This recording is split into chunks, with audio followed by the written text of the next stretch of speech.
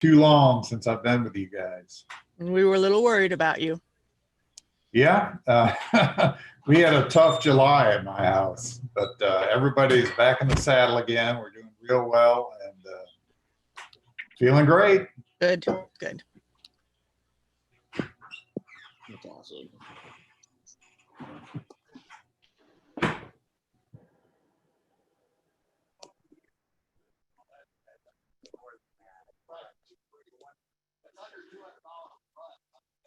Hi, Gina. Hello.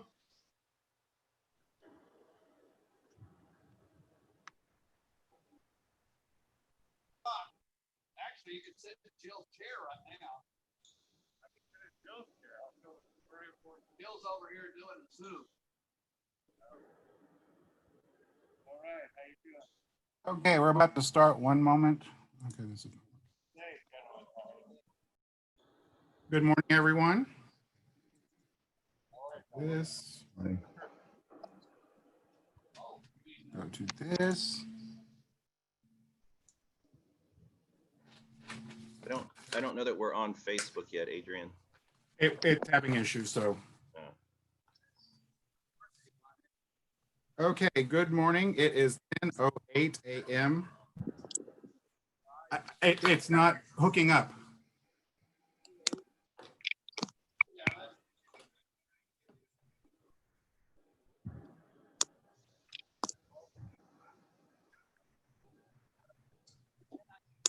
I have the agenda on the screen.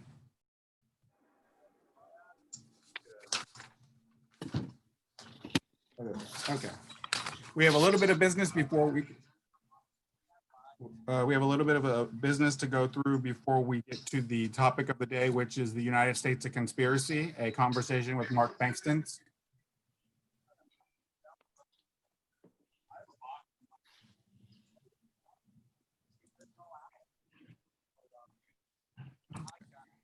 Getting my own feedback here, so.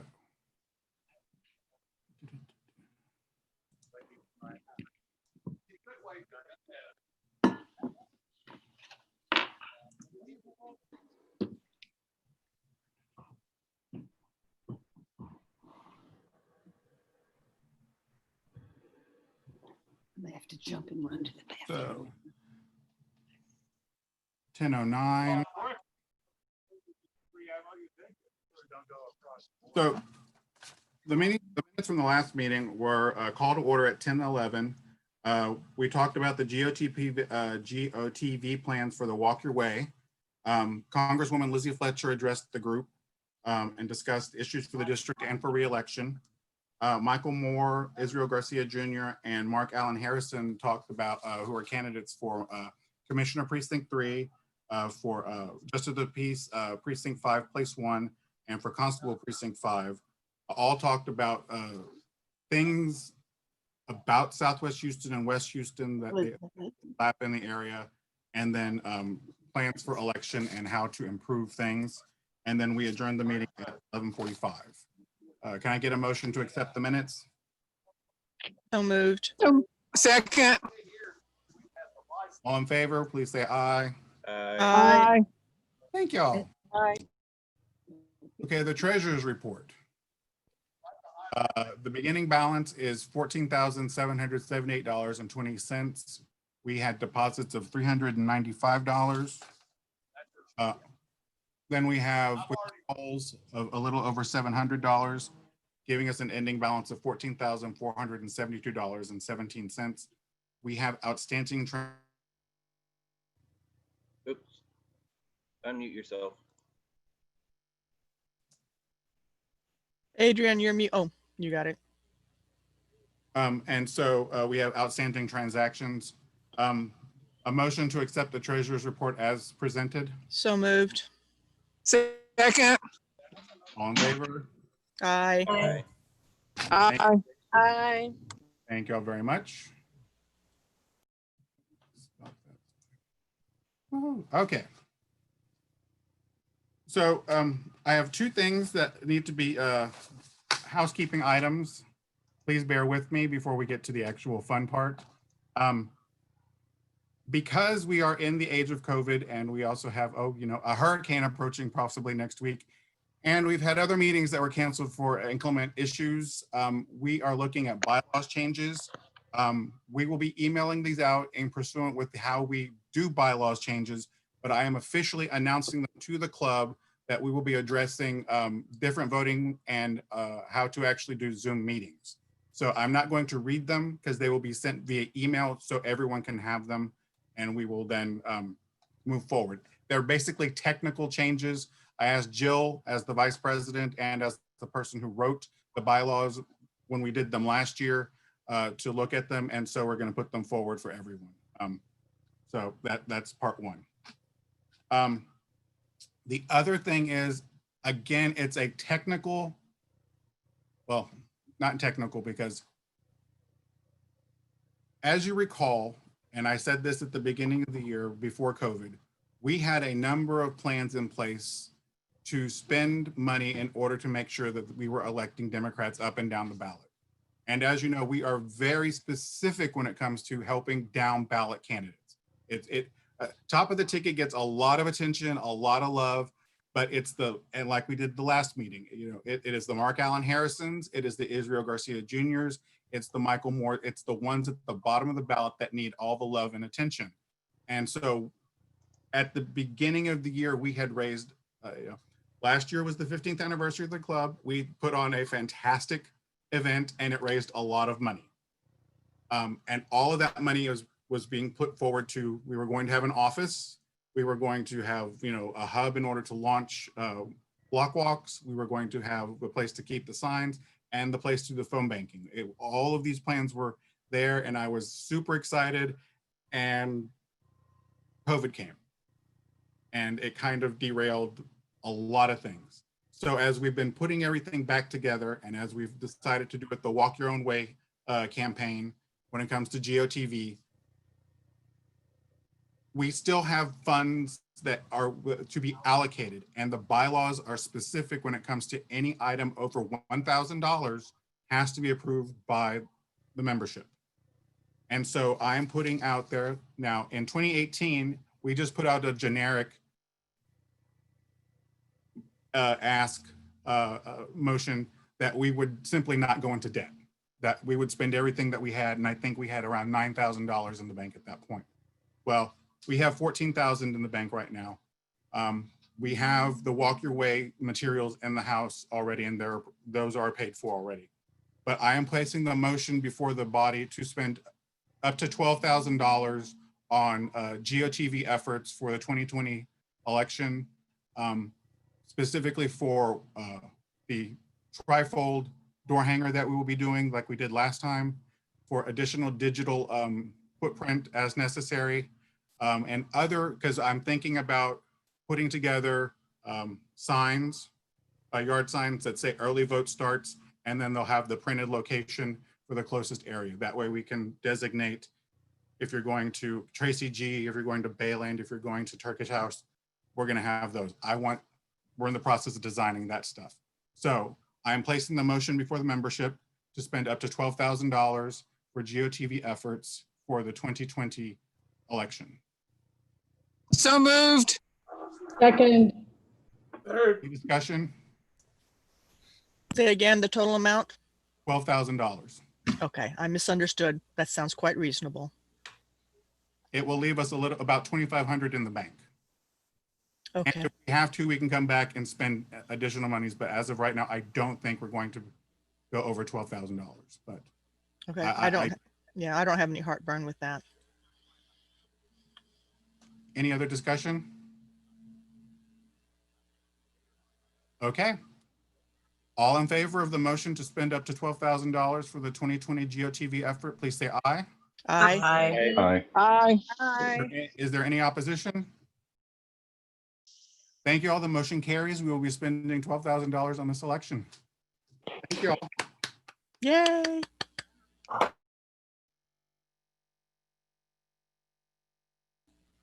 Adrian, you went mute again. How much of it's going to postage? We're not planning to mail anything. Oh, okay. Everything we're doing is block walk or by digital, I think, is how we're going to do it. We Okay. never planned on a mailer. We find the only mailers we like are the ones that are meeting announcements, because during political campaigns, they get so much mail, it just kind of falls into, we just don't, it's not our thing. Okay. It falls into the stack. Exactly. So, It becomes information overload. You get too much stuff at the same time, and it becomes white noise. so we are if you've read the headlines and if you have seen this president, then you know we actually do live in a United States of conspiracy. This past week in Florida, there were some congressional nominees from the Republican Party who are devout advocates of the QAnon group. And so this is not a new thing. Conspiracy theories have been around for quite a while. I think they go back to the founding of the Republic, honestly, depending on what you read historically. But I think after what we just saw at the DNC, which was, I think, considering there was no blueprint on how to put together a virtual convention, they did an admirable job of putting together 4 nights of programming that really talked about and showed the country Democrats and also coalition building. I hear a lot of different things from various people about why we invite certain people. But when it comes to elections, the bottom line is you need more votes than the other person. So there's that. But we're going to contrast what we just saw these last 4 days with what this president is about to put forward this coming week. And I think that we could not have timed this discussion any better. And so we are lucky to have Mark Bankston join us today to talk about the United States of conspiracy. And he's going to go over a few things, and he's going to explain, he has a history of dealing with Alex Jones and that, and I'll let him go into that. But this is going to be a broader conversation of conspiracy. And with that, I'm going to invite Mark to join us. Good morning, Mark. Are you unmuted? If I can make myself unmuted, there we go. Good morning, everybody. Good morning. And Mark has a video he wants to share. So Eric, can you? Yeah, if we can just enable screen share. Okay, hold on. Do you have it, Mark? Yep, there we go. All right. Let's try this. All right. And y'all have my screen? Or do y'all still have me? No, I got your screen. All right, let's try from right here. How's that look? Perfect. Okay. So let's get started. First, thanks for having me. I know quite a few of you. Some of y'all, it's my first time meeting y'all, but I'm glad to be talking to y'all about this. My name's Mark Bankston. I'm a civil litigator. What I do for a living is people come to me when they've had really any sort of problem, mainly with corporate entities, have harmed them in any way. Sometimes that's personal injury. Sometimes that's an employment dispute. Sometimes that's civil rights. And for, I would say, the past 10 years, that's what I've kept busy doing. Is some company makes a defective product, or it puts a crane operator at risk, or fires somebody for the wrong reason. Any kind of problem like that, that's been what I've done. But recently, there's been a new sort of suit that we've gotten involved in, and that's media. And for a long time, defamation suits, that sort of thing, were sort of the strange outlier of law. There weren't many people who specialized in it because, frankly, there just wasn't that much of it. And we lived in an age where we had really highly invested institutional media. And what I mean by that is large corporate conglomerates who controlled most of the information we see. And one of the actual upsides of that system is that those companies have significant skin in the game. And therefore, they can be subject to significant exposure when they get misinformation wrong that ends up harming people. For that reason, for most of our lives, defamation really hasn't been a huge lawsuit, industry in America, because most of these companies are, have very well instituted systems in place to prevent misinformation. And even as we've seen mainstream media sort of fail at that job over the last 10 years, at the end of the day, they have a whole lot on the line. And so that's kept these suits from really being a major feature. Mr. Jones, as we're about to talk about, is interesting because not only does he signal sort of a change in how defamation law is working, but really in how the media and information and how we process it as a society is changing as well. When I first started these suits, I knew a lot about Alex Jones. I didn't know a whole lot about the Sandy Hook side of what was going on with him. So this was sort of a learning experience for me. And let's go ahead and start by talking about who is Alex Jones. And I'm sure that most of y'all, if not all of y'all, because being here, know exactly who Alex Jones is. We know he's a internet provocateur. He's an alternative media figure. He's not on TV. He's not on cable. This all started with internet stuff. And a lot of people don't know is he actually was around in Austin, Texas. For those of us who came up in the late 90s, early 2000s in Austin, he was a public access host and would have these extraordinarily strange shows on late at night in Austin. And back when I was at UT, we used to stay up late in the dorms and watch him because it was really funny stuff, because it was stuff about, reptile lizards control the government, or, there are interdimensional shadow beings who are guiding, world affairs, reptile human hybrids in tanks underneath the Denver airport. That was typically Alex Jones. Somewhere along the line that changed, and a lot of people didn't really start paying attention to him until Donald Trump came along. But really where things really started to change was the Sandy Hook massacre. Before that, Jones had been sort of he had been an anti-government authority, anti-UN. He had made a lot of conspiracy theories about the 9/11 attacks. Sandy Hook was a watershed moment. So let's talk a little bit about what these suits are about. Now, most of us remember back in 2012, the very end of the year, there was the shooting at Sandy Hook Elementary School. It was perpetrated by a very, very disturbed young man named Adam Lanza, who had mental health issues for years that were just simply ignored.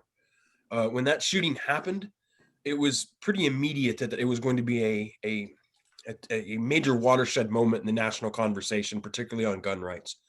And almost immediately, and when I say almost immediately, I mean within an hour or so after the incident happened, Alex Jones was on his Infowars network telling his viewers that the entire thing was staged.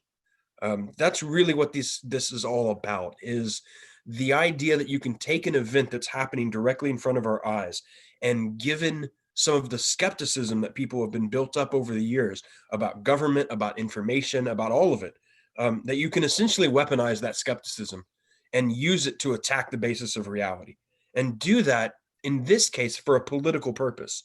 Because here's the thing about conspiracy culture is it used to be, like I say, kind of fun and wacky about Area 51 and aliens and all of this. It really didn't have a partisan dimension. When you would listen to things about conspiracy theory in that culture, there wasn't really a political dimension to it. And Alex Jones kind of changed that. It was him who made this combative, who made it a partisan thing. And the whole thing about Sandy Hook was to convince you that the Obama administration was cooking up a scheme to remove guns from every American hand. And once Sandy Hook happened, this was allegedly the excuse to do it, that the U.S. government in some way orchestrated this event, either by hiring paid assassins to come in and kill the children and then hype it up with the media, or even, as Jones sometimes went as far as to say, that none of the children were actually real at all. That this was all elaborate stagecraft committed, to delude the American public. Well, that in and of itself maybe isn't even all that bad, right? You can have people who can deny the reality of events, You can have things like, you can also have conspiracy theories that we've lived with all of our lives. For instance, the very significant amount of this country doesn't think that Lee Harvey Oswald was a lone nut who just randomly murdered President Kennedy. These sorts of events, this sort of questioning has happened. What really makes Sandy Hook different and what really changed things with Alex Jones is how much he targeted individual parents who were suffering, who took other people's incalculable grief and turned it into a partisan weapon. That's really what's going on with Sandy Hook. See, the hoax, and I'll just kind of break down the absolutely insane fantasy that Jones came up with, because I still am today convinced that Jones never ever believed a lick of this. Right? He'll throw anything out into the air that he thinks is going to be useful in his information war. But according to Jones, he sees these signs around this incident that let him know it's fake. And it first starts with an interview with one of my clients, Veronique De La Rosa and Anderson Cooper, a couple days after the shooting. This is a really famous interview between her and Anderson Cooper in front of the Newton Town Hall. And there's one moment that a version of this on YouTube, that's on the CNN website. When Anderson Cooper's head turns, his head moves into a different area of frame. And because of computer compression over streaming, there's a moment where it's sort of blocky on his nose as the computer compression catches up when he moves into a different part of frame. Jones told his audience that this was blue screen, that Anderson Cooper wasn't there, that this was all faked in a studio. I mean, it has echoes of the moon landing fake conspiracy, where this is an entire, like, all done on a soundstage or something like that. He would take other little pieces of information. Sometimes they were true pieces of information, other times just completely manufactured out of thin air, and used it to assert things about the incident that, certain things didn't happen. The police weren't there. The paramedics weren't in the building, all these sorts of things. None of it true. And then the last sort of element is just this incessant mockery of the victims, and to lead people to harass them, to invite this storm upon their lives of which we've never really seen before. And these are the things that really prompted these suits. So I want to tell you really quick about who our clients are, and that's Leonard Posner and Veronique De La Rosa. They're the parents of Noah Posner. And then there's Neil Heslin and Scarlett Lewis. They're the parents of Jesse Lewis. Now, in the case of Mr. Posner and Mrs. De La Rosa, what you'll see is that Mrs. De La Rosa is the one who was accused of faking an interview on a soundstage of Anderson Cooper. Then Jones starts up basically a weird concocted fantasy that Noah Posner is actually one of the victims of a bombing in Pakistan, and uses the strange photo analysis to try to prove that Noah Posner is not really a child, but just a sort of a fake identity shuffled around the board for use in mass tragedies everywhere. All of this ramped up so much that Leonard Posner decided to create an organization, initially anonymous, called the Honor Network. And what this organization was to try to make complaints to Facebook and Google and YouTube and places like that to get these awful videos asserting that his child isn't real and that he's not real, get them taken off of YouTube and places like that. That caused Alex Jones' first YouTube strike back in 2015. And when that happened, and Alex Jones determined that Leonard Posner and his wife were a genuine threat to his business by causing YouTube strikes, he started a vendetta campaign against Leonard Posner. He, as you'll see in a video we're going to watch in a minute, he put maps up to his house. He tried to lead his viewers to him, alleged that he was involved in a horrific conspiracy, not only to fake the Sandy Hook shooting, but to remove the First Amendment rights of every American. And he has been under assault ever since. That family has moved 7 times. They have had people chase them across the country. Their employers, their landlords, anybody who does business with them is under constant wave of harassment. There have been so many people threatening their lives that it's impossible to keep count anymore. In fact, there was a person who found where they lived in Central Florida after Mr. Jones divulged that on his TV show, who stalked them through Central Florida and had to be sentenced to federal prison for stalking and trying to kill them. Just absolute insane stuff they had to deal with.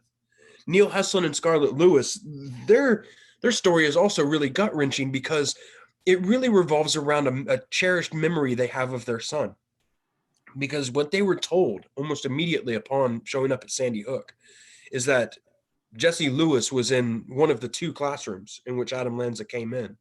And when Adam Lanza came in and immediately shot his teacher dead, Jesse Lewis, a 6-year-old boy, rushed at Adam Lanza and was involved in a tussle with Adam Lanza for a good 30 to 45 seconds, to where 19 of his classmates were able to escape the classroom while he was struggling with Adam Lanza.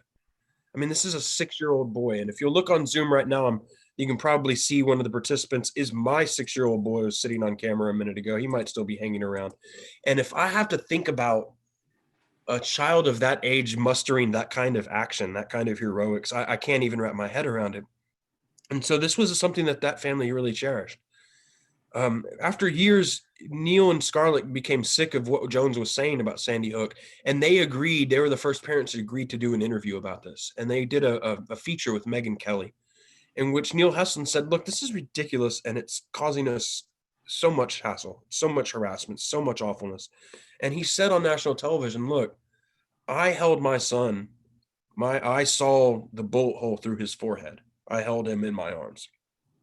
Well, a few days after that, there was an Infowars episode where they claimed Neil Heslin was lying. They said that based on edited videos that they had, they edited these videos completely out of context to make it look like the parents never were given access to their children before burial, and that Neil Heslin must be lying about holding his son. Now, taking this last memory he has of his little hero in his arms and taking that and destroying it and tainting it. This is the kind of personal aspect that all of this has. So why does this matter? And you'll see this picture I have here. It's kind of a strange picture. You'll recognize some of these people, right? So we have here a picture that we have seen quite a bit, which is Derek Chauvin, the officer who killed George Floyd. And there are people online now who are saying, oh, well, he's actually been a very busy man. He was actually one of the officers in the Boston bombing. He was at Sandy Hook. And oh, guess what? He's also Benjamin Bailey from the TV show Cash Cab. Part of the problem with some of these people is that I think they have serious face blindness, that they can look at 4 different people and say, oh, that's all the same person. Some of it is just willful weirdness. But at the end of the day, what we're looking at is that this isn't just this, in other words, this picture I found here wasn't something I pulled off of some crazy corner of the internet. This was shared on a traditional pro-Trump mega Twitter account with 250,000 followers, right? It was sent out to its people. And this is becoming pretty standard now, that you can have this narrative of fakeness, and it doesn't matter who it affects. It doesn't matter who's implicated. That if you can throw enough, uncertainty into an issue, you can get large amounts of the population to buy just absolute nonsense, in which I think most rational thinkers can look at this and say, this is absolute nonsense. But the problem is we have too many people right now who are susceptible to this kind of not just misinformation, but calculated misinformation that is designed to provide an escape hatch from reality. And that is exactly what is happening. So why does this matter? Well, look around us and look at COVID, right? We've come to a place where not just major national events, single days, we have questions about what really happened. We have skepticism. We have bad actors. Now it has gotten so bad that we can't even agree on a public health crisis anymore. So yeah, this is getting to a really bad point. What I'm going to show y'all now. So my plan is I'm going to show y'all a little video, and then I'm going to see if Adrian wants to open it up for some of y'all to have some questions. I figure some of y'all might have some questions about all of this.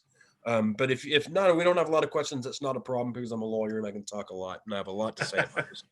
But what I do want to show y'all is that last year I was able to take Mr. Jones' deposition. And a deposition is just like you were testifying in a courtroom, except there's no judge. You just do it all on camera. But you have a court reporter there taking it down. You have opposing lawyers, and you get to ask them questions. And we were able to ask him questions in basically during the part of the proceedings in which Mr. Jones was challenging the suits to seek to have them thrown out as frivolous, which the opposite is true. His entire attempt to have the suits thrown out was itself frivolous and ended up costing him quite a bit of money. But some of y'all may have seen some coverage online about the deposition, and this headline here in particular, that Jones said that a form of psychosis made him call Sandy Hook a hoax. He said, I was crazy. I had this psychosis that made me unable to accept whatever the mainstream media was telling me, which look, I'm going to level with you. I'm not supposed to, as an attorney, weigh in on the credibility of a witness. So I'm not going to tell you what I think about that statement and whether it was honest or not. But I think if what you really do have to do is look in the whole context of how this man operates and take a look at the things he says and watch this deposition. I think it's extremely revealing about who he is and what he actually believes. So I have about 12 minutes of the highlights of his deposition. The entire deposition is about 3.5 hours, and it's still available on YouTube if anybody wants to go and sit and watch through it. It is a very strange document of our times. But let me go ahead and put this on for y'all, and we can kick back and watch something quite enjoyable. All right, let's see how I can do this. All right, share files.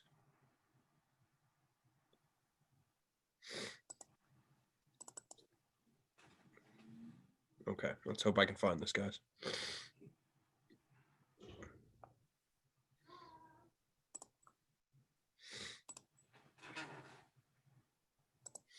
Okay, hold on. We're just going to try to screen share and see if it'll work that way. End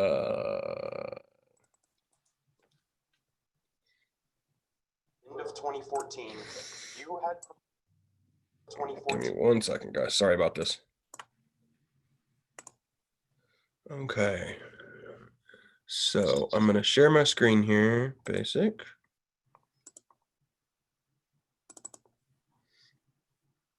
All right. Can y'all see the movie? There we go. All right. We good? All right. And so if it goes, I'm going to start playing it. If there's no sound, please just let me know. And here we go. End of 2014, you had personally done intensive research and you concluded it was all fake. No sound. Oh, hold on. If you share just one tab instead of your whole screen, it usually will work. Okay. And there is sound, but it's not loud. First time sharing something like this. Let's try. I was able to hear the sound, but it just was not very loud. It's the maybe I sound need to coming turn through it up. his microphone. Oh, it was probably coming through my microphone. Yeah. Okay. So let me see here.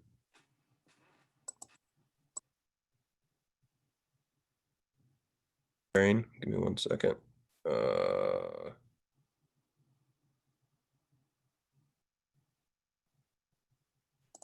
I'm so sorry, guys.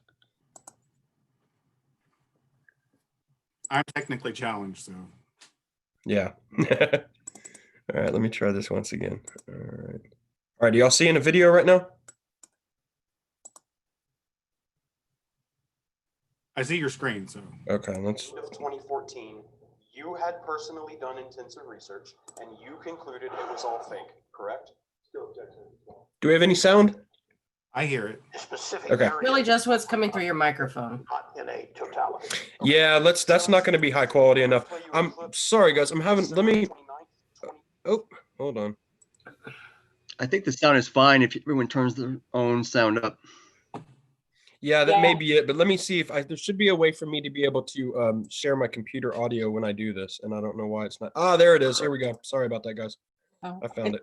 Sounded a lot louder the second time, but Okay, I found what I needed to do here. Give me a second. Let me pull up the video. End of 2014. All right, so.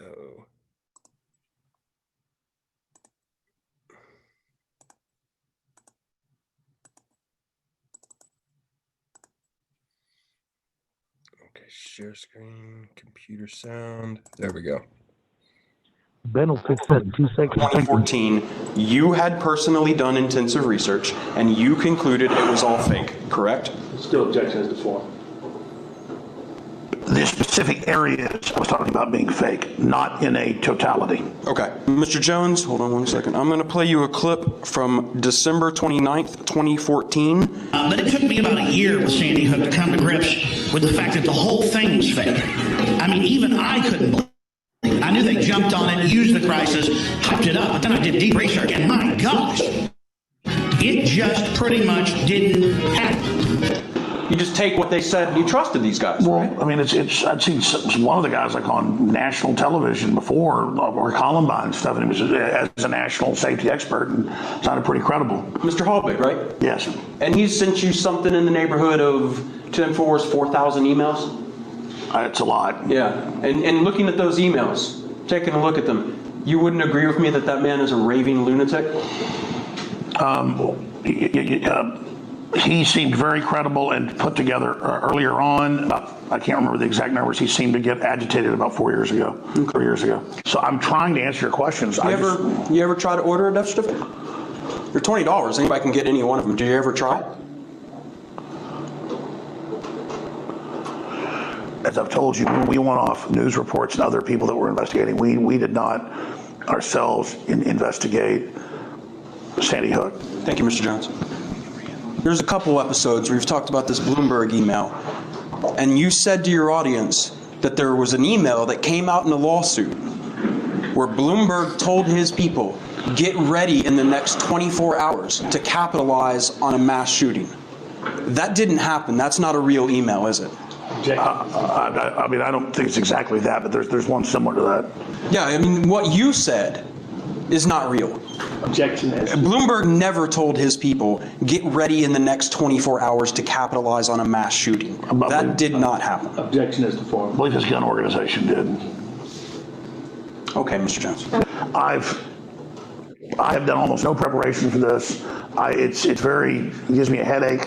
And you're just showing me a bunch of edited tapes. What question are you answering? You're asking me about a bunch of how does someone answer? Mr. Jones, what question were you answering? If you put a bunch of pages in a blender with writing on them and blended it all up, and then you ask me what's in the blender, I can't answer you a question. At Infowars, it was known from the very start that parents were being harassed by believers in the Sandy Hook conspiracy. You agree to that, right? No. Objection. Okay. I want to play a clip from an Infowars episode on January 18, 2013. Okay? A lot of people on YouTube have handled it in a rather insensitive way. Of course, we've had reports about them harassing some of the people who were involved, and basically it doesn't do us any favors. So we need to treat it, obviously, with extreme caution because it's a very traumatic event. That clip is Mr. Paul Watson, who is your chief reporter at Infowars, right? He is now. I want to play you some comments you made about Mr. Watson. Paul Watson thinks the official story of Sandy Hook is true. He's my chief reporter. Yeah, because Paul Watson was like threatening to quit. And I wasn't even saying it didn't happen. I was just devil's advocate. He said, it's all bull, Alex, don't do it, get out of it. His instinct's always right. So your chief reporter was right when he was warning you not to say it was phony or there were crisis actors. He was not the chief reporter then. I mean, you've done mocking imitations of Sandy Hook parents crying, correct? No. I want to play you a video clip, too, from September 24th, 2014 and November 11th, 2016. Will you play the video clip called Crying? And then you've got parents laughing, going, and then they walk over to the camera and go, I mean, not just one, but a bunch of parents doing this. Then we see footage of one of the reported fathers of the victims, Robbie Parker, doing classic acting training where he's laughing and joking, and they say, hey, we're live. And he goes, oh. And maybe that's real. I'm sure it is. You realize now you were mocking the difficult emotional reactions of people who provably lost their children. No, I was not mocking. I was showing what people were questioning. It was not to mock the parents. It was showing why people were questioning. It's you that is projecting mocking onto it. I was showing what he did. Starting into 2015, you learned that a Sandy Hook parent named Leonard Posner was behind a group called Honor Network. Correct? That was fighting online abuse of Sandy Hook victims? I did, I think. And when you learned that, and when Honor complained to YouTube in 2015, you told your viewers that Honor was run by Mr. Posner. You showed addresses being used by Mr. Posner, and you said he needed to be investigated in Florida. Didn't you say that? Objection is to form. No. Okay, let's play a clip here. I'm going to show you something that you and Mr. Dew were talking about on February 12th, 2015. He's been getting all kinds of grief from Mr. Posner. Anything that comes out, social media shut down due to Sandy Hook false copyrights. What's interesting is they list the address for the Honor Network in Boca Raton, Florida. You look up the address on that, which says 908 North Dixie Highway. It is the address for a women's clothing store and a UPS U-Haul rental place. U-Haul neighborhood dealer. So here's the 908 North Dixie Highway. There is no suite, but it's got two different buildings listed that address. One is at JJ Shop Women's Clothing Store, and you go to the other one, same address, U-Haul neighborhood dealer. Now you go to their About Honor Network. I go to this one right here, guys. You can leave the camera right there. Honor Network right there. It lists. They say they're in Connecticut. It says they're in Newtown, Connecticut, but you go to that address, it's a U-Haul UPS store. I'm sorry, it's a UPS store. Same address, Main Street, Newtown, Connecticut. It's a UPS store. You think, if they had this organization, they would have some sort of headquarters where they would be setting up a memorial. Well, we'll just start investigating that. And I guess I'm going to probably go on up to Newtown. I'm going to have to probably go investigate Florida as well. If a person were to stake out those addresses, they could wait for Mr. Posner to come pick up his mail, couldn't they? Objection is formed. True. Well, the guy's running an anti-free speech foundation. And you're the one who outed him as doing that, right? There's nothing on the Honor Network website that said Mr. Posner was running it. You outed him. I believe he was public about that. Do you? You don't think that Infowars is the first one to break that in an article? You don't think that? That he was running a site trying to get people's websites and things taken down? Correct. That Mr. Posner was running as an anonymous front, the Honor Network, to help make complaints against various sites so that individual parents wouldn't be the subject of retribution. Yeah, that's what I'm asking you if you knew. No, I was not aware of that. So if Infowars, if it happened that Infowars went and searched and dug through records for private business filings and used DMCA reports that it had gotten to suss out that Mr. Posner was the head of Honor and then reported it to its audience, that wouldn't be a good thing if that happened, right? Objection is to form. Well, I don't have any knowledge of what you're talking about there. I'm just saying if it happened, hypothetically. If hypothetically Infowars went to some links to unmask a person who was running a charity that was trying to stop people from being abused and then disclose that to its audience with maps, that wouldn't be a good thing. That's, from my memory, not what happens. I can't comment on hypotheticals. The Sandy Hook truth is coming out, you people go to jail. You can smile all you want, you're going to jail for fraud. Plain and simple. Your guys' credentials stamped it down at Infowars.com, the #1 alternative news source in the world. Live right on here. What do you have to say about different criminals? You're a bunch of frauds, a bunch of criminals. Enjoy your notes now, scumbags. And see those people, folks, they're talking up Sandy Hook. Sandy Hook was an inside job. And Mr. Jones, those are hardly the only people Mr. Brent Badandi harassed on his multiple trips to Newtown, correct? Objection is to form. Correct? I mean, almost everything you've said is not true, so there's no way to respond to it. No, not correct. You directly addressed the parents in a video called Your Final Statement and accused some of them of being actors, right? No. So if children were lost in Sandy Hook, maximize it. My heart goes out to each and every one of those parents and the people that say they're parents that I see on the news. The only problem is I've watched a lot of soap operas and I've seen actors before. And I know when I watch a movie, I know when I watch something real. You said that Anderson Cooper wasn't at Sandy Hook. He was not there. Objection is to form. Right? You said that? Objection is to form. I don't know how to respond to that. Of course, yes, I believe that he used, that he faked being on location once. I want to show you a clip of something you said in 2015. And this is a clip that's become kind of famous. But then you learn the school had been closed and reopened, and you got video of the kids going in circles in and out of the building, and they don't call the rescue choppers for 2 hours, and then they tear the building down and seal it, and they get caught using blue screens, and an email by Bloomberg comes out in a lawsuit where he's telling his people, get ready in the next 24 hours to capitalize on a shooting. So Sandy Hook is a synthetic, completely fake, with actors, in my view, manufactured. I couldn't believe it at first. I knew they had actors there clearly, but I thought they killed some real kids. And it just shows how bold they are that they clearly used actors. I mean, every last word of factual claim in those statements are things that you repeated with no confirmation from people you now admit are crazy, right? Well, I don't want to call people crazy and get sued by somebody else. I have found that that some of what they said and then the reports they put out were not accurate.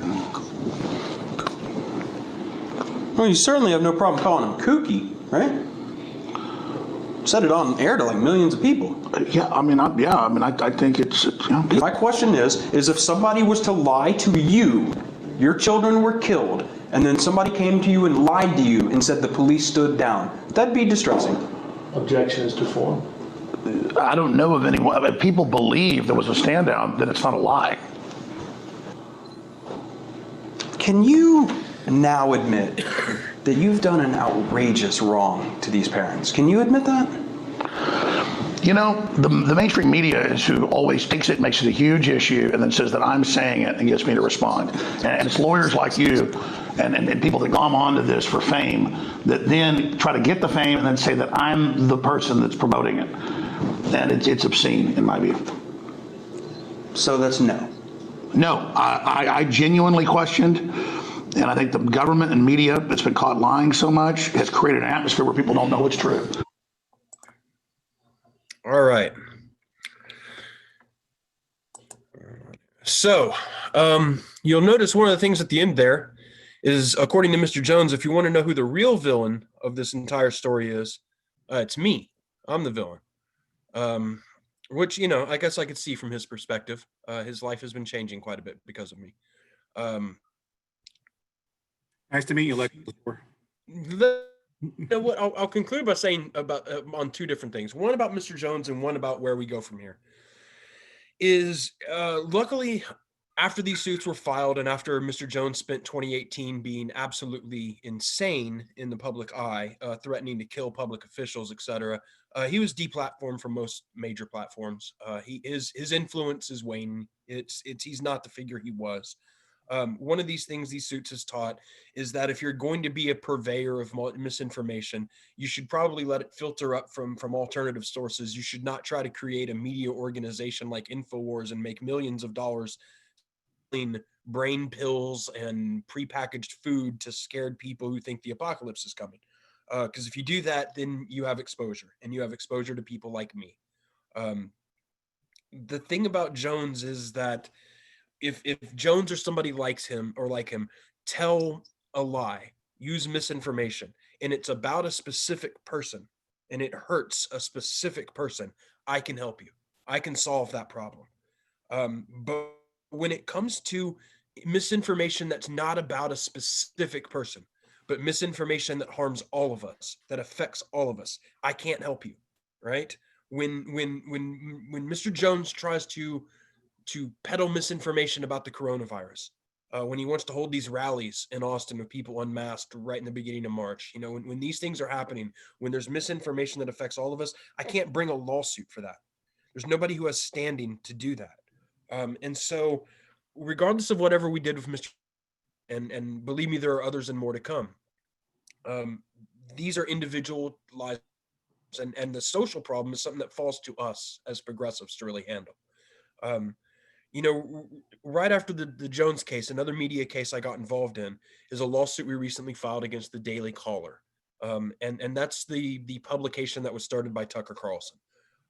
Some of y'all may be familiar and some of you won't be familiar with a gentleman named Imran, and he was a IT consultant for many Democratic members of the House of Representatives. Now, most of you probably don't know this, but if you were a mega person on Twitter, if you really follow Republican politics, you know exactly who Imran Aran is, because he was accused of being a Pakistani spy who infiltrated the House and hacked the House and used his IT credentials to hack everything. And eventually, they went ahead and gone and said, well, he probably hacked the DNC too, and is responsible for the WikiLeaks stuff and all of that. This was all based on nonsense, complete nonsense out of nowhere, just fabricated BS. that was published over and over again in the Daily Caller. There was a Department of Justice exoneration. There was a federal judge who apologized profusely to this man for being dragged through the mud by the Daily Caller with totally spurious allegations. You may remember that when President Trump had his infamous joint press conference with Vladimir Putin in Helsinki, he was asked about the DNC hack and about where all of this came from. And even he pointed to, in his words, the Pakistani mystery man. So here's this guy now who was basically blacklisted forever. His career has been ruined by this out of total nothingness, just made up, fabricated BS. And again, in that case, I can help. But the problem is that places like the Daily Caller, places even further up the media ecosystem, they recognize what's happening. They know that they can take misinformation from small actors, from random people on the internet, and inflate that information. And they can do that particularly when it doesn't concern a specific individual. So it does leave us with the problem, and I think this is a problem for people like us to grapple with, people who are involved in democratic politics, of what is the answer to this, right? We're in a situation where so many people are trying to grapple with, how do we get a consensus reality back? How do we get a point at which people can be trusting in what they're being told and with the information that they're being shared? And we used to have gatekeeping processes for that. We'd get our information from one of 4 major corporations. The problem is today, if I asked all of you here to name me a single figure in American life, a national figure who it is universally agreed across the board by most Americans that this person will tell you the truth, that person does not exist. That doesn't a thing we have anymore. And that's a major problem. But my concern is that I have been seeing over and over again all these attempts at top-down solutions. There are all these things that people want to try to do. And a lot of them involved regulation of the social media companies, censoring information on the internet, a lot of information of how to attack and isolate this information and take it off the internet. And as I've had experience with this underbelly of the world for 2 years, I can tell you that approach is not going to work. You cannot top down this problem. You can't censor it. You can't force people to get. The more you attempt to suppress this information, the more it appears as a conflicting and combative alternative to a consensus narrative that they do not like, are not invested in, and does them no good. Right? We're entering an age in which our relationship to information and truth is changing. People's utility for information is changing. The sources of it are changing. We're seeing a democratization of how information gets spread, who we get it from, and all of that has wonderful, wonderful benefits that we're not under 4 corporations giving us all of our information. But it has posed this entirely new danger, and that danger presents itself in the same problem that we're facing across the board, which is what happens to a society when it is creeping towards fascism. Because there is absolutely no way to unravel this thread of what's happening with calculated disinformation from all of the fingerprints of the march of fascism. That's what we're looking at.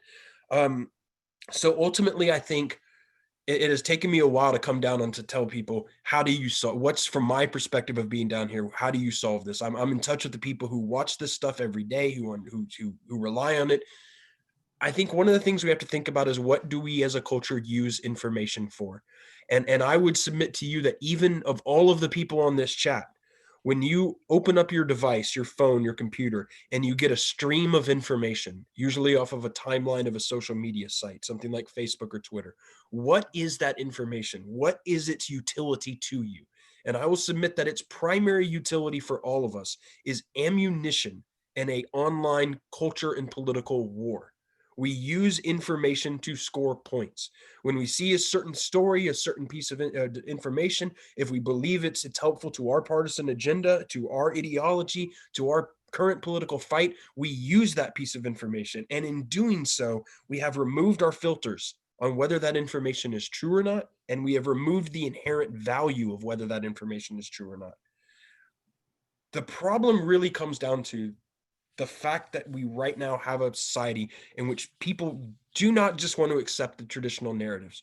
And there's nothing wrong with that at this moment. There's a completely rational reason for that. And so that's my really long-winded way of saying that the only real solution to this problem is if you do, until you meet people's basic material needs, until you address their psychological insecurities, until you restore their faith that the rules of fair play are going to be observed, that there is a future for them and their children that they can be secure upon if they work hard and they play right. Unless all of those things come back, some semblance of an American dream that seems real, people will continue to be combative to any attempt to enforce a narrative on them from the top down. They will continue to reject any of those sources. They will continue to look for alternative truth. And we will continue to live in an age of post-truth in which people find more utility in things that are false in the information war than they do from things that are true. And we're never going to get past that until we actually look in the face and look at the exact same solutions that are going to be the same solutions to every part of this creeping fascism. And I truly, truly believe that means a Democratic Party that gets back in touch with its roots of providing for the material needs of people, for addressing the systemic equalities in the country. And to kind of close on that, I want y'all to think about QAnon, because it's becoming a bigger story recently, and it seems connected to this in a really powerful way. And it's true, it is. What I want you to do is, as you start to look at QAnon for the next couple of weeks, as you see more and more of it, because I guarantee you, you're going to see more and more of it. I want you to look at it and compare it to the Tea Party and things before it. And I want you to look at QAnon and understand that there is virtually no political content to it.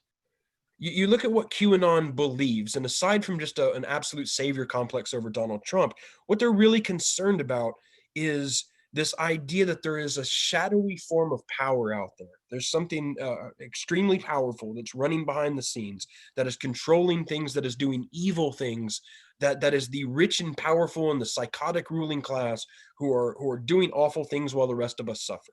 There's really nothing bedrock conservative about any of it.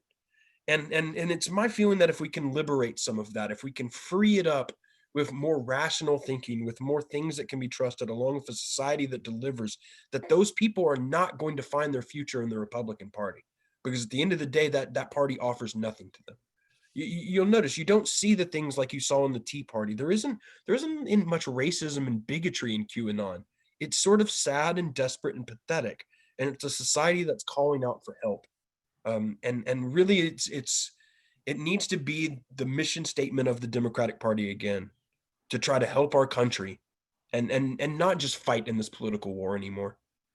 We can't deem it. That's one of the biggest things I've learned about this process is that as much as my clients are victims, I really genuinely feel that most of the hardcore viewers of InfoWars are victims as well, that they have been victimized by something awful. So I'm trying not just to help my clients, but also maybe to help them as well in a small way. So those are my thoughts going forward. If anybody has any questions, I'll be happy to stick around and talk a little more about this. Okay, if y'all have questions, please submit them through the chat. That way we can kind of monitor time and make sure that we are getting the questions submitted succinctly. Mark, I do want to kind of take this back just a little further. And you were addressing the Tea Party and let's talk about like the Louis Gohmert types, the ones who, are symbols of the Tea Party, who also, climate change is a hoax to them. In other words, the true facts of how things are impacting the science of what's going on the planet is completely dismissed out of hand as though it's just faked, even though we know that ExxonMobil has known for decades what they were doing. And then this past week, like I mentioned off the top with QAnon, we have Republican members who are nominated to Congress who are going to win because those districts are so gerrymandered and will be going to Congress in 2021. And they're going to sit in committees and they're going to talk nonsense while people are trying to actually address issues. And so I think let's go to that part of it's inside Congress. Well, it's interesting because it does feel weird that there's going to be these QAnon folks. It feels strange off the bat, like, oh my God, these people are absolute, like, detached, divorced from reality. And I think you bring up a good point by bringing up Congressman Gohmert, because if you really think that these QAnon people are going to shake up the Republican Party, you have not met your average U.S. rep from Republican districts. These people are, sometimes I see them they sort of go off on try to attack Representative Ocasio-Cortez as though she's unintelligent or something. And I can tell you right now that woman is clearly one of the 5-10 smartest people in Congress. There's no question about it. But then you see these same people who are ardent fans of people like Louis Gohmert. And I swear, I don't know how you can leave that man outside in the rain and not have him drown. That is a really profoundly dumb man. And not even just like some of them I know are acting out of pure bad faith. And I don't honestly think Louis Gohmert is. I think he's just profoundly dumb. But you bring this good point of that.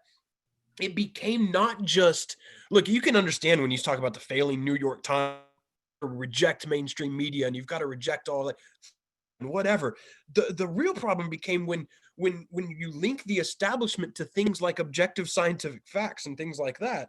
So now you aren't just rejecting media, you're rejecting anybody with the mantle of expertise, anybody who has any sort of educational background. So for instance, take an epidemiologist. Now you've got to be naturally skeptical of epidemiologists. How in the hell did epidemiologists become politicized, right? But it really shows you that, yeah, Gohmert's sort of the proto, I mean, I don't even want to say QAnon, because he's almost the proto Trump in a weird way of let's take absolutely no thought. Let's apply no thought. Let's just apply just total combative skepticism.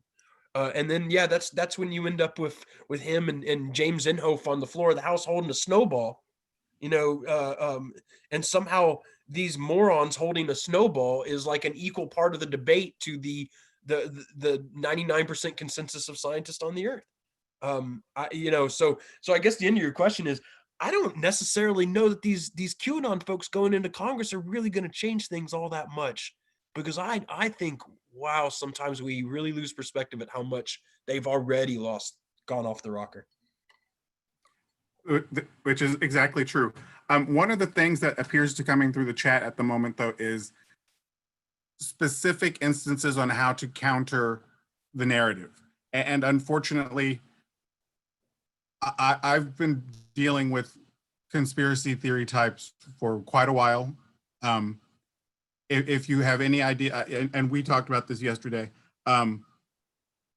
like Hillary Clinton being part of some pedophile ring out of a pizzeria basement in Georgetown, where there is no basement, and yet that in of itself was not enough to completely stop the talking point. I mean, a basement physically doesn't exist, but the absence of information for these people tends to verify as opposed to discount what they're talking about. Yeah. An interesting story I'll tell you is about Lenny Posner, and how the first thing he did when he started seeing these conspiracy theories online was he got online and got into these Facebook groups and started talking to these folks and said, hey, I'm real. I'm a real parent. What can I tell you? What do you need to see? And there were people who asked him for stuff, and they were, I want to see your birth certificate, and I want to see Noah's birth certificate, and I want to see this and this and this.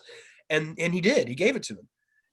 And for a lot of the people off the bat, that was enough. They were like, oh, okay, no, it's real. You're right. Okay, I'm done. And they checked out. But once those people were gone, that left the actual core of the people who believe this, where nothing was good enough.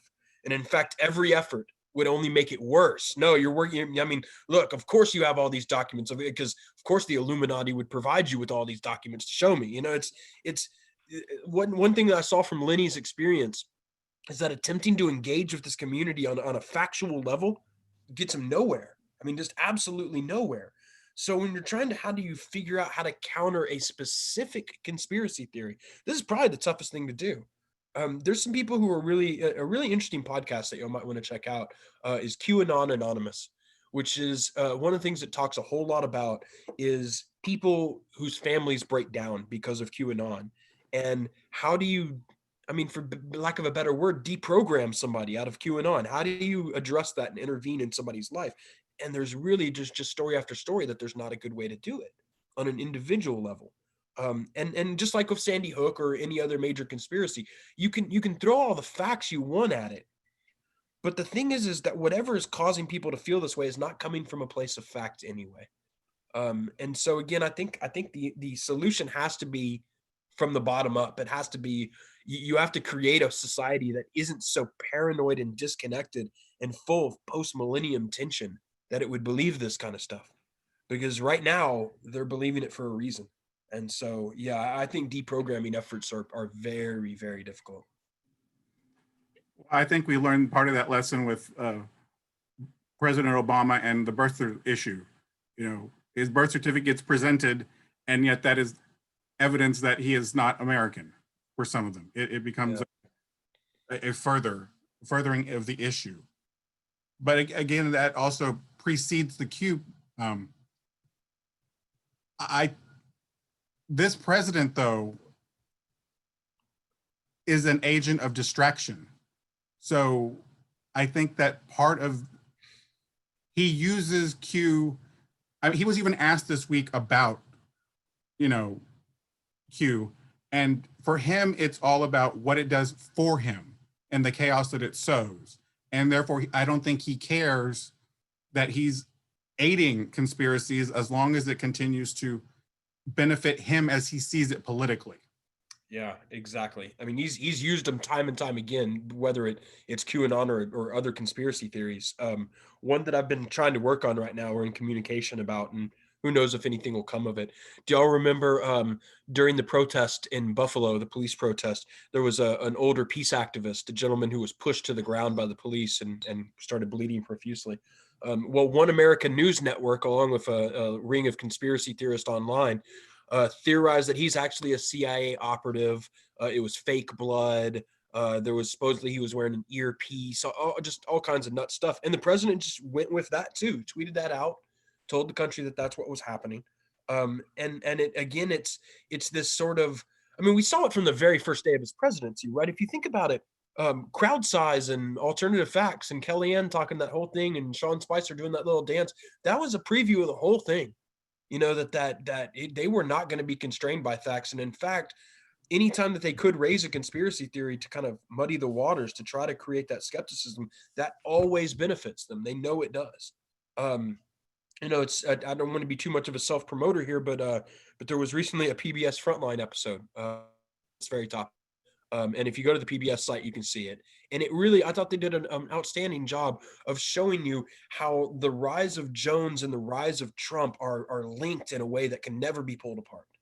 And it does have to do with that whole political thing of Trump himself. I'll guarantee you doesn't believe in any of these conspiracies, doesn't really care. I guarantee you Trump doesn't know a lick about QAnon, doesn't have any freaking clue what that's about.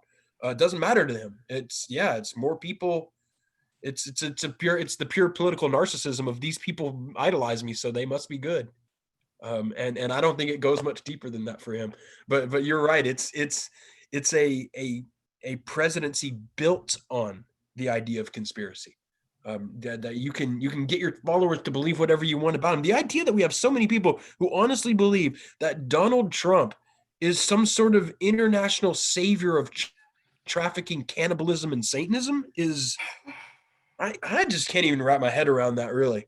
But that's where we're at, folks. That's it. While at the same time being very good friends with Jeffrey Epstein. Right, exactly. Yes.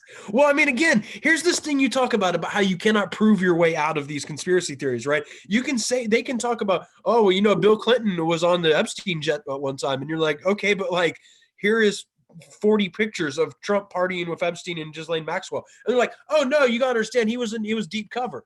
So, you know, for 20 years, Trump has been trying to weasel his way into that community so he can get the goods on them for when they finally drop the hammer and stuff. No, he's actually doing white hat good guy stuff with Jeff Epstein and these, you know, you can disconnect from anything if you want to.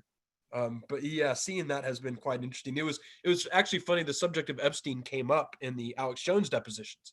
And it's you know, this sort of theme of like, oh yeah, Epstein's this horrible guy and the ruling class are a bunch of psychopaths and they're just all awful. And, you know, yeah, Prince Andrew's partying with them and that's awful. And Bill Clinton's partying with them. Awful. And yeah, Donald Trump's partying with them too. He's, oh, well, no. That's different. And, you know, I'd have more respect for it, honestly, if it was a movement that was like a rejection completely of the ruling class. And I could be like, all right, at least I see where you're coming from. But, the weird fetishization of Donald Trump in the middle of it will always be confusing to me. It's actually just quite I don't understand. From my personal point of, I do not understand how Donald Trump has become who he is. But then again, my issue has always been how reality TV has subsumed so much of society. That's it too. Yeah. And that point of view that it projects. And so we end up with the reality TV host as president, running Survivor United States, where we're all sinking. Well, another thing that kind of factors into that, and it's something we really careful about, something we really need to acknowledge is true, which is that part of Trump's popularity comes in the fact that people who support him know that his opponents hate him, right? It's that so much of Trump's following is not because they love him so much, it's because we hate him so much and they hate us, right? And they want to do things that make us uncomfortable, right? You look at after the 2016 election, all these people relishing in videos of women crying after the election. They loved it. They just loved it. It fed them, right? There's this component of mega culture that is just about owning the libs. That's all it is. It's just they want to make other people uncomfortable and don't like us. But then there's this other component of it that is just anti-institutional. And I think we have to recognize that part of the reason people like Trump, part of the reason they're inclined to believe his bullshit is because it's set up in opposition to large establishment forms of control and power. Things like corporate America, things like corporate media, the big institutions of the country, he's presumed to be against, right? If I was writing Donald Trump's campaign, if I was going to give him a campaign slogan, it'd be like, vote Donald Trump. Everybody in Washington hates me, right? Everybody in the media hates me. Vote for me, right? And that has been kind of part of his appeal. And that's why we run a bit of a danger if we say what we want as a party is to go back to the way things were before Trump. Right. That's a bit of a dangerous thing. And so what gives this absolute weirdo, and let's just be honest with it, there has never been a figure in American life as positively weird as Trump is. He's just, there should be no accounting for why he's so popular. I really do think that a huge part of it comes from he's against things that we don't like. And some of those things we're going to have to work on being against too. And it goes back to, the United States has a history. There was a know-nothing party.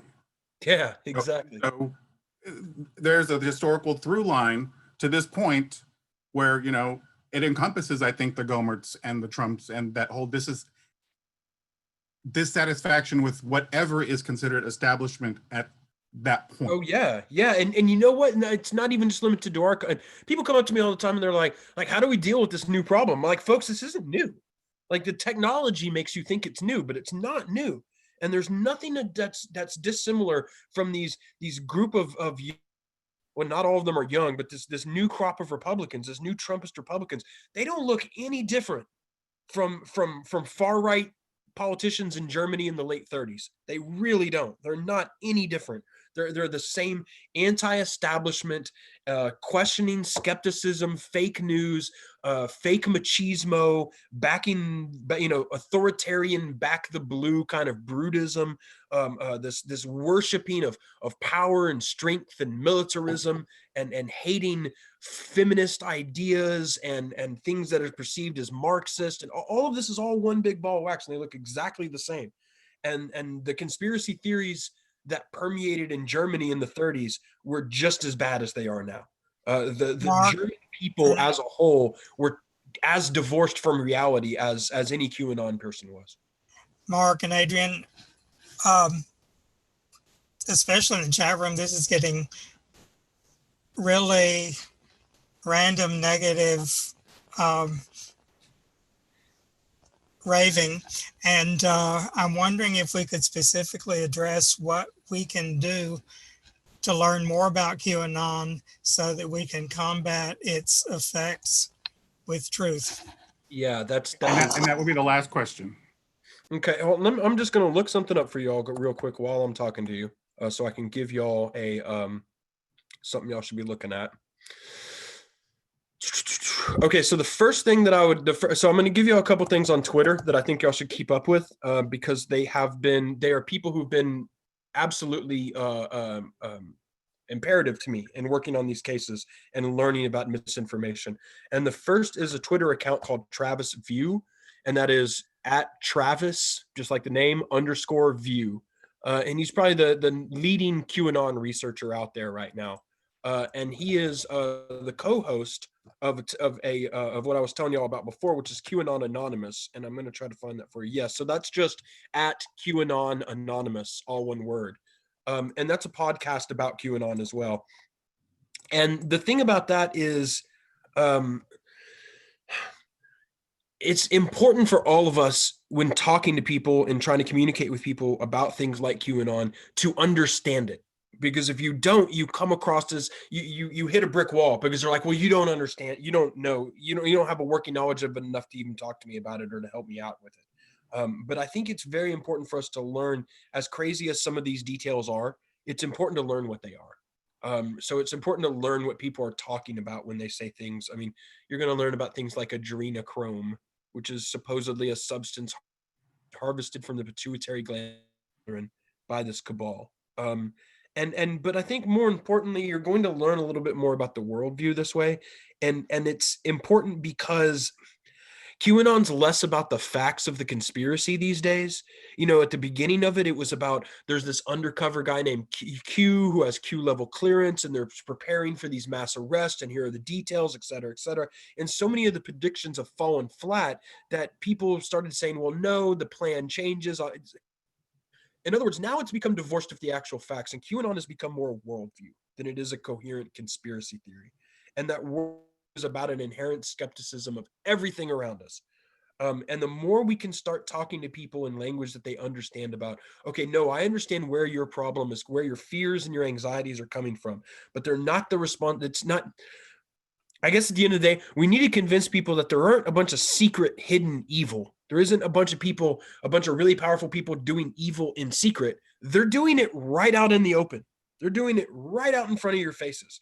And the more that we can talk to people in a language that connects their anxieties with the things that are happening directly in front of them, instead of trying to have them convinced that it's a secret cabal of Satanists or something like that, that's where our message is a lot better.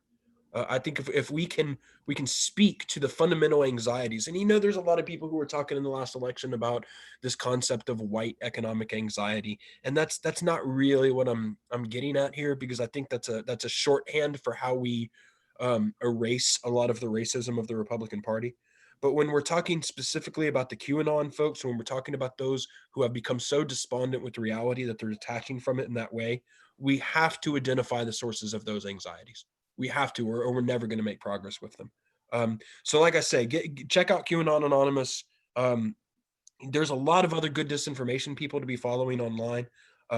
There's probably the best that I think is really one of the new places to keep your eyes on is Right Wing Watch, which is very much like a Media Matters type project, but has some really good young researchers who, between them and Media Matters, I'm going to be honest, the Alex Jones suits couldn't have happened, because what they've been doing is such a thorough job of documenting what's going on that side. And so Right Wing Watch is something you definitely need to keep your eyes on Twitter. Part of what's allowed some of this to flourish is we've allowed ourselves as parties to become too distant from each other that we don't even know what's going on in the other party. And so I think it's very important to not just rage against it, but to try to learn and understand it. With that, thank you very much, Mark. It was fantastic presentation. Thank y'all for having me. I don't think the timing could have been better for what we are about to see this coming week when it comes to the RNC, and for lack of a better term, Crazyville. That it is going to be a terrible carnival of just racist tropes and everything that can be spewed from the sewer, I think. I heard they're going to invite that couple who stood outside their house with the guns. Exactly. All right, here we go. Exactly. So thank you. I hope everyone enjoyed that. I think that was just an amazing presentation and a lot of information about the reality that we exist in right now, and that there are certain divorces going on in our society where we don't all live on the same plane, I don't think, when it comes to how we deal with stuff. I also wanted to mention, I am, for any Democrats, I am always available for legal advice. I do not charge for that. If you have any problems going on in your life, any sort of legal things you need to navigate, you think a civil litigator could help talk you through, please never hesitate to give me a call. You can find me at fbtrial.com too. But I make all my money from the corporations I sue, not from the people I talk to. So any help, anytime, just let me know. Thank you. Thank you. Mm-hmm. I want to, before, as I wrap up this meeting, to give a shout out to Eric. He has been doing some work on the website. There is a list of all of the candidates that link to their Facebook pages and to their Twitter handles, to where if you need more information on the candidates on the ballot, he has created a sheet there. It's the 2020 election. He also created a sheet yesterday for acronyms. So if you don't understand what an acronym means when we are doing a lot of just spouting out letters, we're just doing alphabet soup, he has put a little spreadsheet together when it comes to what means what. So that way, when we're speaking shorthand, there's a place to go and, oh, that's what that, so he has done that. On that note, also, he created a donate link and there is a store there to donate to get a t-shirt. Tomorrow, we are launching the GOTV for Precinct 256, the Walk Your Own Way. We have the lit for the first round to make sure that, we are saving the date. Remember the 3rd of November. Early voting starts in October. I, for one, cannot wait to cast my vote as soon as possible. I've had enough of the shit show, and I think most of us have too. We did not have to have 170,000 plus deaths. We did not have to have 5 million of our fellow citizens infected with COVID. President Obama left a pandemic response team in place that was dismantled simply because President Obama put a pandemic team in place. And I think that it's time. So the election is right around the corner. This week is going to be absolutely nuts. I don't know how much I'll be able to pay attention to the other side, even though we have to listen to what they're saying so that we know what they're saying. It's going to fill our ears with a lot of crap. I think that's the nicest way of putting it. Adrian. Yes. This is Deidre. Really quickly, with the voting that you're talking about, yes. Our county clerk, Chris Hollins, last week, he said that on September 19th, September 19th is when they're going to stick the early ballots in the mail. So they should arrive at your houses by the 22nd. And to please, as soon or early as you can, get them back, but that the county clerk, Chris Hollins, they're setting 11 locations and they're trying to do 12. And it's their locations where you can just drop it off or take them and drop them off. They said that they're even going to have NRG during the voting or the early voting at NRG. You can vote at NRG, but you can also drop that early voting ballot at NRG. He said they're going to come out to your car if you need them to do so, to take your early ballot, the way they come out to the car for the handicap and everybody to vote. So that's going to be very good and very monumental. He also said that he has the power to everyone who is unopposed. As the county clerk, he has the power to put them all at the ballot, at the bottom of the ballot. So it'll help those who have an opponent, mostly the judges. And I'm not running, I'm just, telling you this. Mostly it's the judges near the bottom, but the people with no opponent, he said that he has the power to put them at the very bottom. So that's great news for us. And that's great news for us in terms of having a Democrat that is in the position that's compassionate, caring, and that's making a difference. Dr. Troutman did a great job, and her legacy of other Democrats with Chris Hollins doing a great job. So I did want to tell you that September 19th, please tell everybody, start looking, keeping their eyes open for their mail on the 22nd, and just fill it out and get it back as soon as possible. That's it. Thank you, Adrian. Thank you. Hey, can I correct some information here real quick? Just so everybody's on the right page. If you have a ballot by mail and the person goes to bring it in to a polling location, you don't want to turn in the ballot by mail. You want to ask the judge to cancel it and then vote in person. Because if you turn in the ballot by mail, it goes in as a provisional ballot. But I think she was talking about Dropbox locations. Yeah, and I'm only telling you what Chris Hollins said.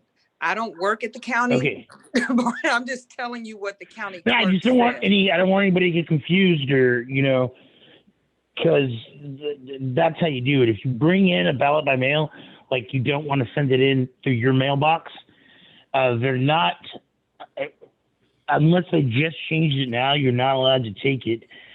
What you can do is you can call in as the judge and cancel that ballot.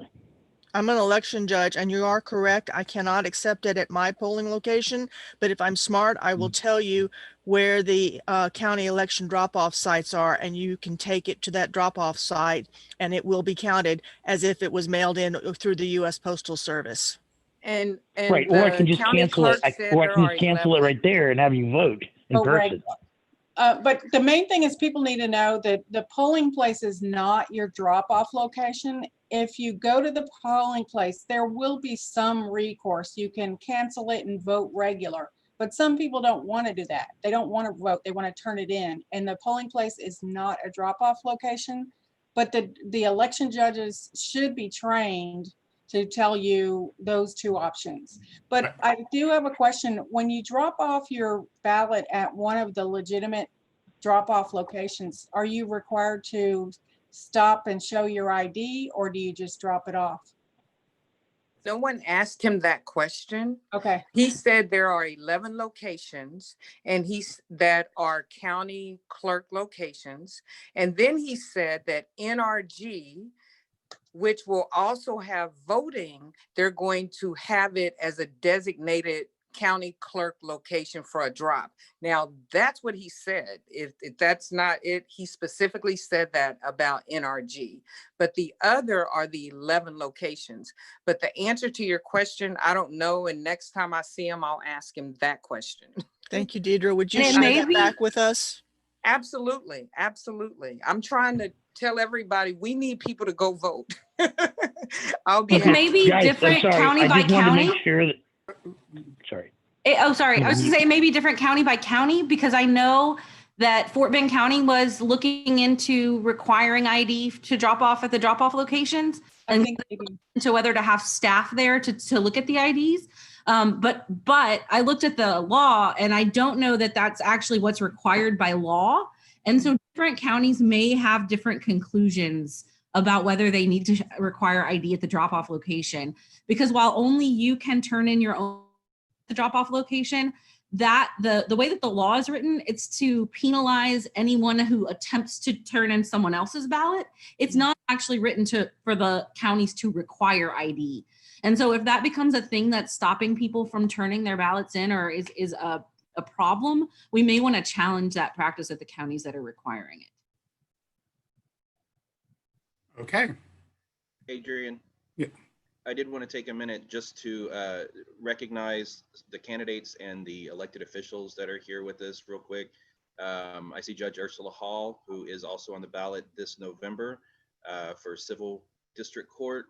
We have Otis Ebagaru, who is here with John Rosenthal's office, who is in a very important race that we need to maintain this November. Michelle Palmer is running for a very important State Board of Education seat that we desperately need to flip.